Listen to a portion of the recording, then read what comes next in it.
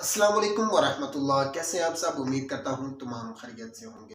दोस्तों, मैं हूँ गुलाम मुस्तफ़ा और आप देख रहे हैं जीएम क्रेजी मैन।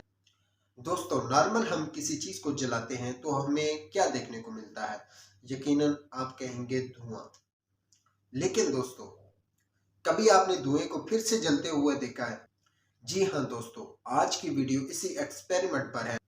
तमाम दोस्तों से गुजारिश है कि वीडियो को लाइक कर दें, अपने दोस्तों के साथ शेयर कर दें और हमारे चैनल को सब्सक्राइब करना मत भूलिएगा। तो चलते हैं अपने सेटअप की तरफ।